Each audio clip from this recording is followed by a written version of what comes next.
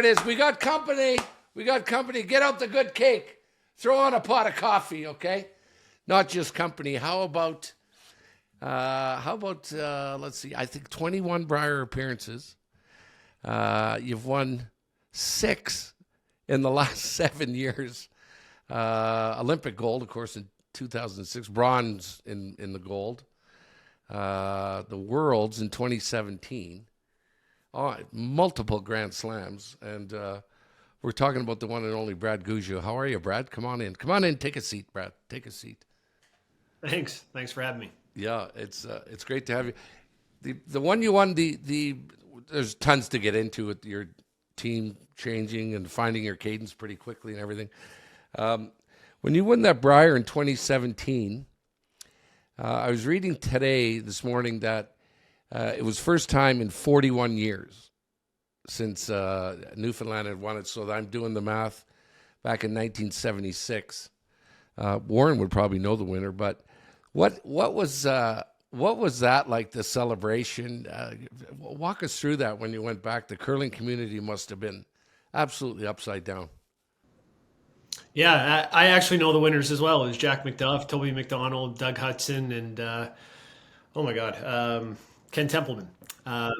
So they're kind of legends in the Newfoundland curling community, and Toby actually coached us during the Olympics in 2006. So I know those guys really well, and to follow in their footsteps and win the second Brier for St. John's and to do it at home was pretty amazing. And I just know I remember the pressure that we felt all week. It was almost unbearable. And people asked, would you want to do it again? And I kind of think, it'd be great to do it again, but I'd also have to deal with all the pressure that I had to deal with for that week and a half of that Brier, which was the challenge.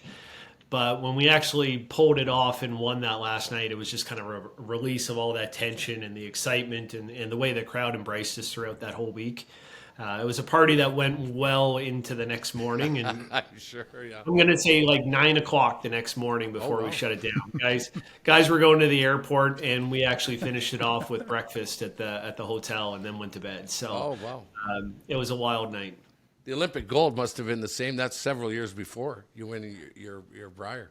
Well, we were over in Italy for that one, so we didn't get to celebrate at home until we got back. And by that time, most people were already hungover, so we didn't really get a chance to celebrate with everybody back home. Brad, you're 44 years old, and you've been curling your whole life. When you look at that, those stats that you've put up, particularly the 6 Briers in the last 7 years, it must be 3 in a row at least, right? That you've won in the last, with COVID and all that stuff. You're like I say, you're 44. How are you holding up, Brad? How are you? Like each year when you jump in the hack, you say, "Hope everything's okay," or. Oh, that definitely happens. It's taken a little longer to warm up and to get the body into what you feel like is good shape for curling. Even though you're working really hard over the summer to get in shape, you're not in curling shape. So it takes some time to get the joints getting some liquids flowing in there and making those feel good. But I still enjoy it. I still love to compete. The travel gets a little bit old, but I've been feeling that way for a long time. But to get out on the ice and compete and getting in those moments where, you have to make a shot to stay in the game or to win the game, those are the exciting things and the reason I still play the game. The travel's horrendous for you guys who live on the East Coast. And I was thinking today, you must be relieved. You wake up after Michigan and go, oh man, the next event's here in St. John's. So Warren had just mentioned that to you. And you go, no, I'm going to be on an airplane here and going to Taylor Swift. Yeah. So I'm going to be like every other team for St. John's. I'll be flying in on Sunday night with a lot of the other teams on the last flight on Sunday after we go to the Taylor Swift concert that weekend. So going up with my 2 daughters and my wife, and a nice family weekend, but it is another travel weekend, which is, in the fall we certainly don't need, but it's something we're looking forward to, and it's going to be a good family trip right before a really fun event in St. John's, an event where, there's going to be some pressure on us and playing at home. It's going to be exciting. And we haven't done that since 2017. So, to play in St. John's, that we have played in Newfoundland in CBS and Paradise was before the Brier, but certainly to play at the Mary Brown Center, which is where the Briar was, to go and play there again, it's going to be pretty awesome. Cool. Walk us through the Brendan Botcher move, Brad. Yeah. You know what, when the decision was made with EJ, we threw all the names that were available out there, and we talked, and we knew that once the announcement was made on EJ that we may get some people to reach out to us. And, there was a number of players that we put on the list and consider, but it was always Brendan that was at the top. And, we wanted to do our due diligence. Anybody that knows me and our team knows that, we're going to check every box and make sure we don't leave any stone unturned. And, when we started talking to Brendan, we wanted to go through that process as well. And, we addressed all the things that we thought may be a concern, biggest probably being, the sweeping, him having been a skip for so long. But to be honest, the transition over the last 3 weeks, he's fit into the team extremely well. Like, his personality is blended very well with the three of ours. I love his feedback that he's providing. It gives me another perspective down at the other end. And, the sweeping is better than what I thought it was. And when I say that, I think he's an incredible weight judge. And I think part of that is just having that feel, which a lot of skips have. And I feel I could judge a rock pretty well as it's going down the sheet. I can't sweep it. I can tell you where it's going. I can't change where it's going. Right. We got to get Brendan in that situation where, he can add a couple extra feet. And we made some changes in between the Pan Continental and the Grand Slam that I think is going to help him. It's just a matter now of him doing the work to get comfortable with it. And, we don't expect him to ever be the top sweeper in the world, but, I think he's going to be, very, very good at the position and adjust as much as he can. But really, we've gotten one of the best shooters in the world now at second stone. Yeah, I think you actually do. But hey, thanks, Brad, for coming on. I really appreciate it. I was just at the Salvo here. I just got here a couple seconds ago. And today, Jeff and Brendan were out throwing like crazy. And as I watched, Brendan was sweeping a pile of stones. So I don't know if that came right from the top or just he's out there working his butt off. But he's putting in a lot of reps right now. Is it to build? Like, I just want to ask: is it to build up stamina? Maybe put on some muscle? I guess what's the next step for him? I think all of the above. I think the more stones you see, the more you're going to be comfortable with it, the better you're going to be at it. And for him, some of the positions we suggested he try the two gripper method as opposed to on his slider. And when he initially tried that, it was a little bit uncomfortable for him. But when you looked at it, it looked very athletic and very strong. So I think for him now, it's just a matter of getting the comfort in doing that. And once he gets comfortable with that, it's going to be a much more powerful position. And, I think just reps are going to be beneficial for him. And as far as getting stronger, that's likely going to happen in the gym. You're not going to get that much stronger out on the ice, but you could certainly build up some endurance and just get more comfortable. It's no different than throwing rocks. If you're sweeping, the more you do it, the more rocks you watch go down the sheet, the better you're going to be at managing it. Yeah. Hey, I want to get into a little bit into more of your personal stuff because, you and I, of course, we talk lots about all the kinds of things. But Orange Theory, you're still involved in a couple, three of those? Four of those now. Okay, good. Now, you and your dad, you guys did some housing development stuff. Is that still a thing? Like, what I'm trying to get after here is you're gone from home a lot, but then you come home and you've got all these business interests. And I know we'll talk about the family in a bit, but first things first. So I guess what awaits you when you come home from the last 2 weeks, Pan Continental and then the Slam? What does Brad Gushue come home to work-wise? Usually a mess, to be honest. But really, it doesn't just happen when we're home. It happens on the road. And just to give you an idea, the Pan Continental for me was a very busy time because we were actually in the process of selling one of our Orange Theories and buying more of two others. So, that actually closed on, I think, the Friday of the Pan Continental. And then my father and I were in the rental business, and we had another house close that was supposed to close on the Friday of the Pan Continental, but didn't close until the Tuesday after. And then I had the year ends for two of my companies that were due on November 1st as well. So the Pan Continental for me was a I know this is online, so I could say it was a shit show.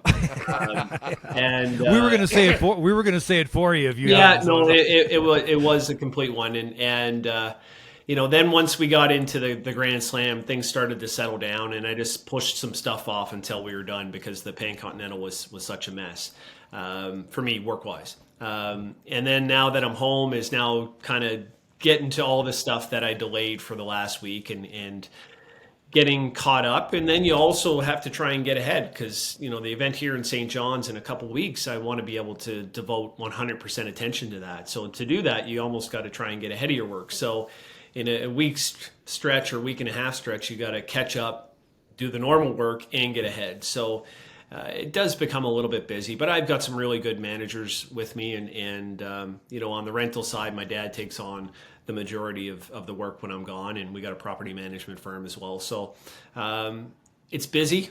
It's busy. I'd love to be able to focus 110% on curling and curling alone. Now I do that when I'm practicing, when I'm training, I'm 100% engaged. But certainly, you just can't come home and then lay on the couch once you're done your hour in the gym and your couple hours on the ice. Then I got to actually go and do other work. Well, that's that exact. Thank you, because I wanted to get in. I wanted to let people know that about you. Like I appreciate that, but I don't know if everybody knows that part of you, and I do, and I think it's great.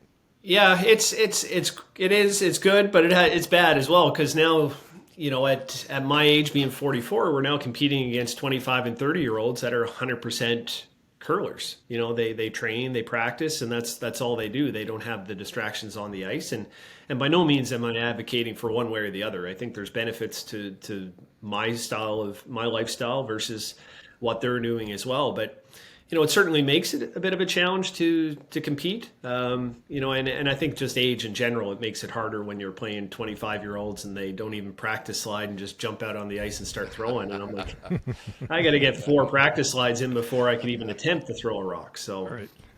it's just it's a little bit different now than what it used to be. Are you at your house in town, or are you on your? Is it what do you call it? A cottage on a pond, or is it cabin on a pond? It's in Newfoundland. It's cabins. No, I'm at home. Yeah, we haven't been able to get to our cabin as much as what I would like. I think it's probably going to be close to Christmas before I get there. Oh, geez. Yeah, it's a beautiful place for everybody. It's just an incredible spot. It's fairly high up the house, over top of a beautiful pond, lake. We'd call it a lake in Alberta, but you call it a pond. And then Brad's got his toys right below, waiting to get rowed. It's awesome, awesome place. I want to talk a little bit about your girls, Marissa and Haley, because they're both into curling. Yeah. And both really good at it, actually. Yep. I got to see oldest one, Haley's oldest? Haley's the oldest, yeah. Okay, that's what I thought. And she was playing at the Salvo. I couldn't come and talk to you. You're at the end of the ice, but I just stood and watched a little bit. It must have been a mixed doubles university, I think. The U25s, yeah, the mixed doubles. So they were one of the youngest team. I think they were the youngest team. So she played with my nephew, who's 18, and my daughter is 17. So playing against a bunch of 23, 24-year-olds, but they held their own. They won 2 games actually. Yeah, and she loves competing. She loves watching. She watched every single game this weekend, and she had a game last night, and we were talking strategy, and she said, well, I wanted to do this in the game because every other team that I watched did the same thing in that situation. I'm like, yeah, no, that's the right play. So she's intent on learning the game, and she's learning the right way by watching the top players and not necessarily listening to dad. She's watching, the Rachel Holmans and the Bruce Mallets of the world and what they're doing each and every game and learning that way. Hopefully she's listening to her dad a little bit, but yeah. You never know. Likely not, Likely the way not, it goes. yeah. But Hey, and so I guess that leads to the question of course, how are you going to be able to spend a little more time? Because Marissa, I had not seen her throw a rock yet, but I hear she's really good. Yeah, no, she has a beautiful delivery and a great feel for the game. I played mixed doubles with her last year, and her ability to draw the 4-foot at that time at 12 years old was very impressive. So how does Brad get more involved with the girls with your schedule? To be honest, I don't really want to. I have no intentions of coaching them in the near future because I want to be their dad. I want to watch them. I want to support them. And at this point, there's enough people that can really help them develop and grow as players. I think if they got to the point where they started to play at a pretty high competitive level where my knowledge and experience can help them, then I'd probably step in. But at this point, I just want to be their dad and support them when they come off the ice. And yeah, that's kind of my main focus. I'm trying to be there as much as I can. And certainly, since I got home yesterday morning, I've been down to the rink 4 times, twice with my daughter to practice. She had a game last night, and then I had 1 practice myself. So there's been a lot of miles between my house and the rink in the last 2 days, and that's going to happen again over the next 2 days as well. So just trying to do it all, which is hard. Although, Brad, someone told me about the option to coach or just be a parent, and they unequivocally said, I've been a parent, and it's way tougher watching my kid than it is coaching them to be on the sidelines. Like, you live and die with every shot.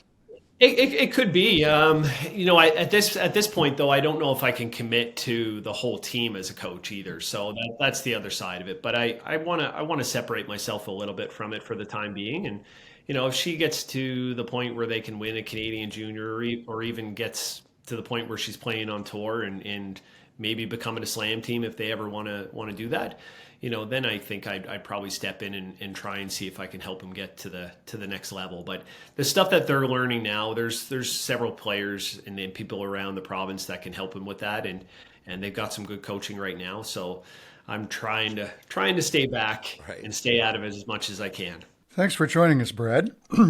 Okay, let's switch over to curling for a bit. Let's talk about the Pan-Continental. You were the only Canadian team that's ever played in this event. You played in 3 of them. It originated 3 years ago because we had reached a time where basically a lot of countries in the world outside of Europe and North America needed to play off somewhere, and it was decided to develop this event for it. So we now have 2 events. We have the European Championships that start Saturday, that this year I believe will qualify 7 teams for the Worlds, and the Pan-Continental 6. However, I think there's lots of issues with both these events. It was discussed at the World Curling Conference in September, and there was an idea put on the floor to possibly combine the Europeans and the Pan-Continental into one event.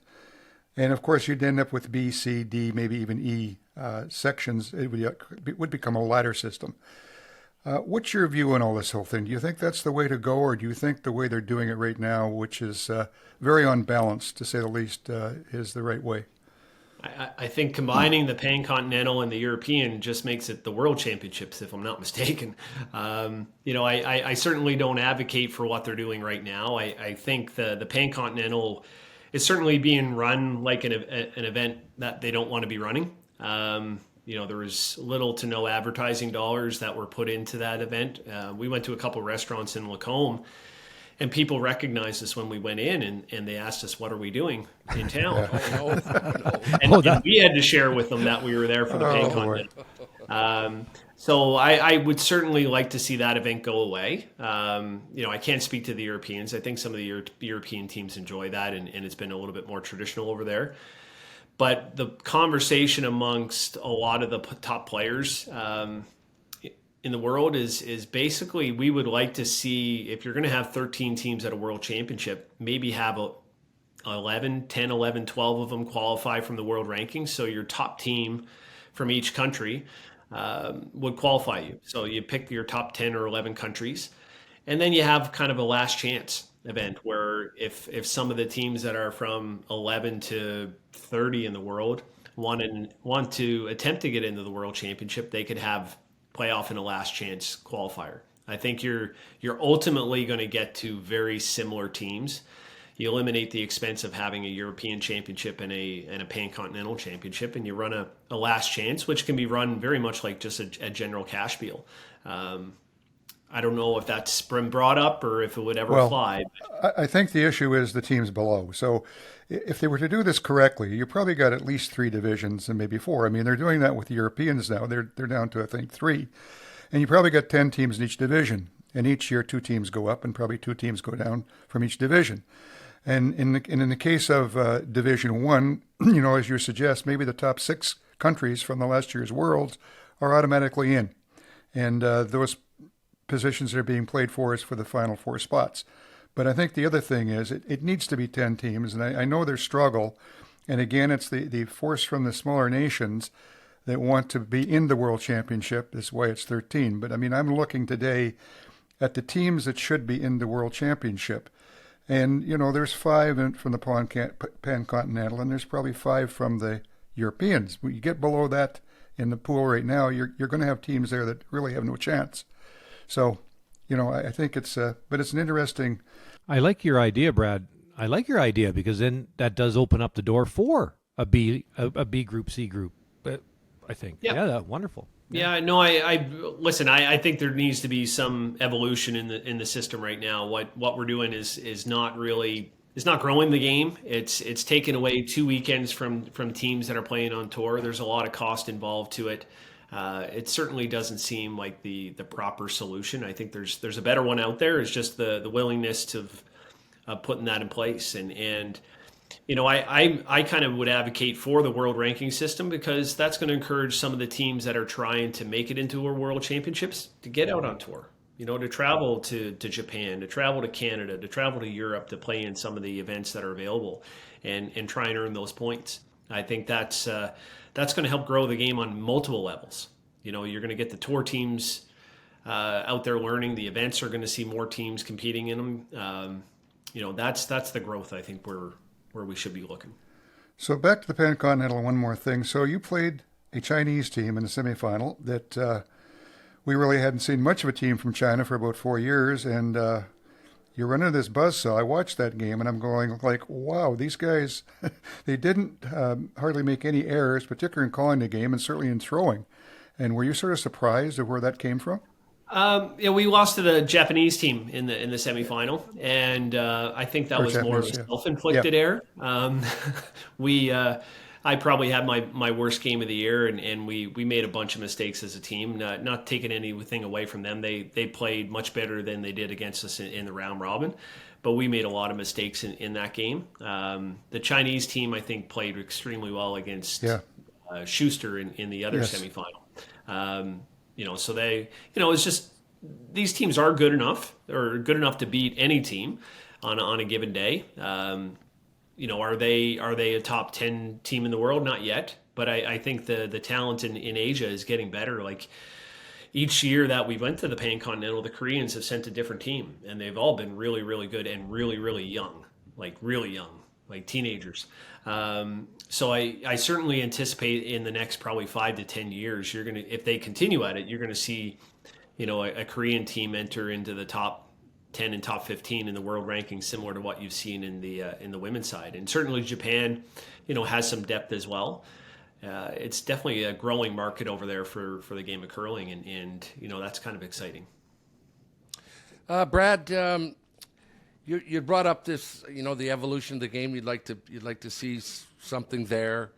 You know, you had mentioned you gotta do 4 or 5 slides. Compared to the other kids who just sort of step out of bed and into the hack and off they go. The other issue for you is how many people are coming at you about the growth of the game, about you know, the politics of it, for you to, you know, be the guy.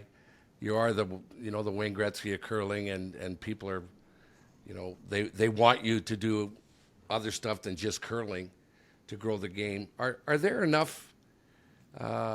Is there enough youth, Brad, coming behind you that will keep Canada growing and being? I mean, they'll always be competitive. Are you okay with that when you see some of these young guys?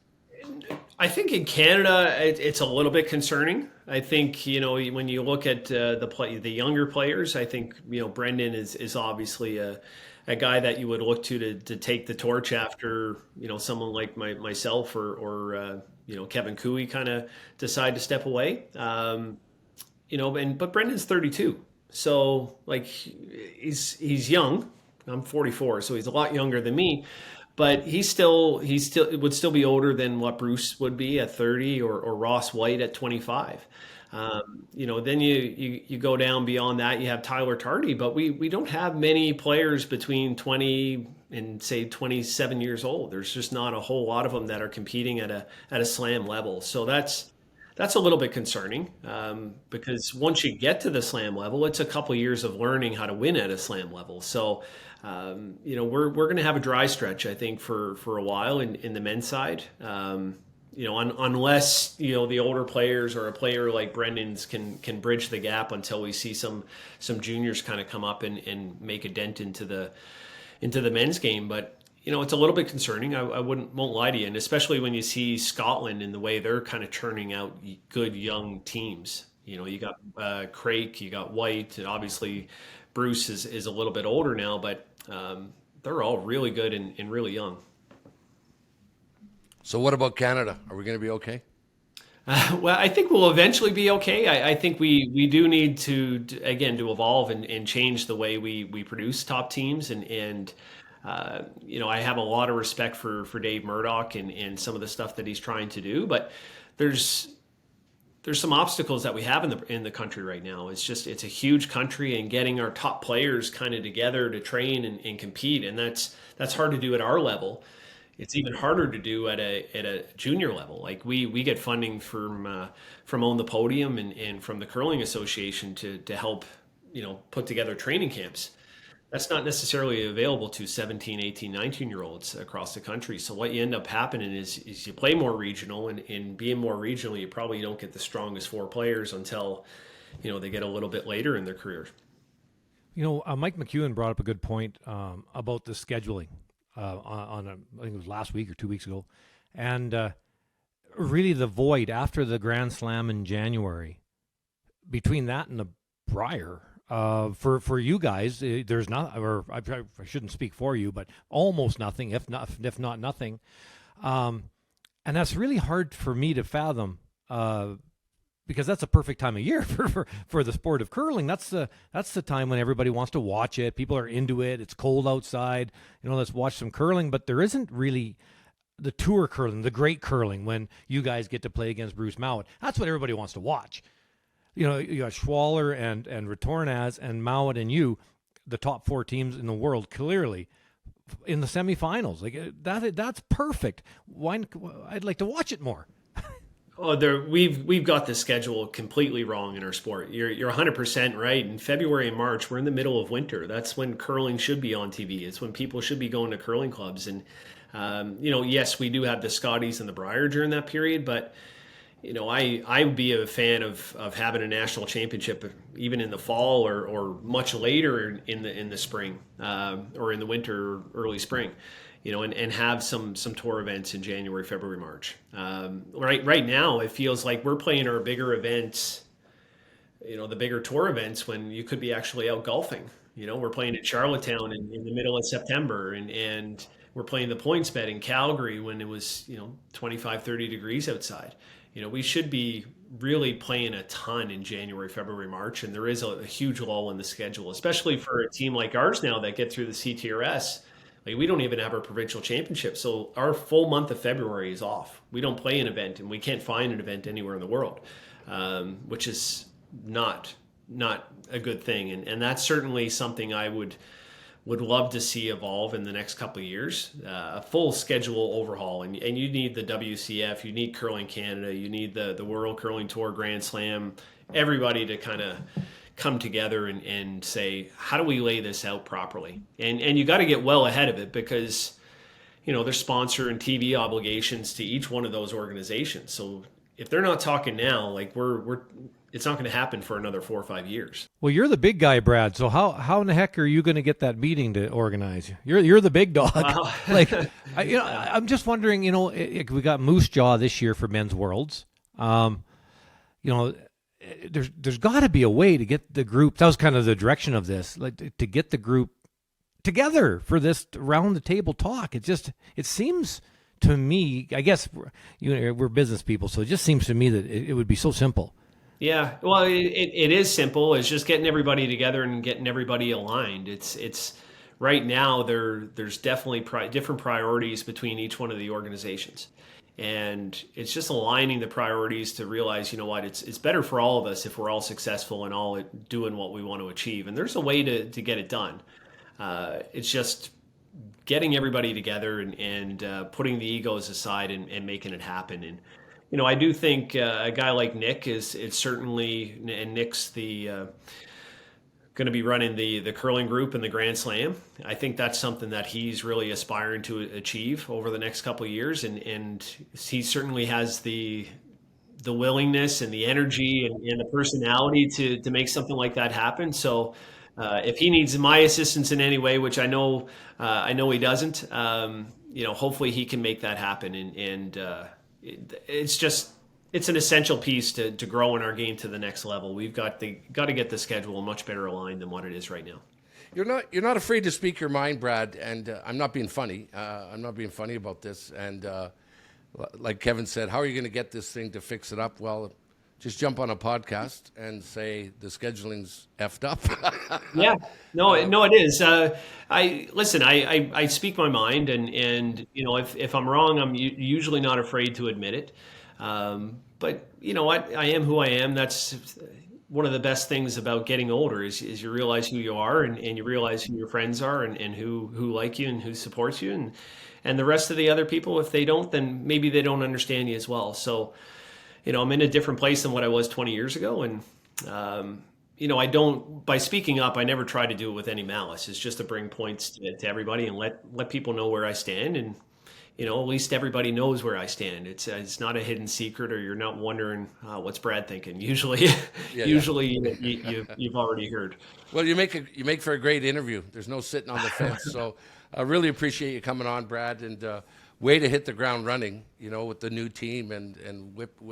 Took you only 2 events to find your cadence. And well, there's going to be some bumps along the road. I'm sure it's not going to be all as smooth as what it was in Nisku, but it was certainly a great start, and we're enjoying the experience with him right now, and his willingness to learn, which I think everybody out there should know about Brendan. He's there was an article I saw that he was the most misunderstood guy in curling, and I think that's fair. I think Kevin knows him much better than I do, even at this point, and he's a wonderful guy, wonderful player, and his willingness to learn the trade a second right now is certainly impressive. Yeah, I saw him I went out to the event. I bumped into you right after you had that great game against the Dean, I think, on Saturday night.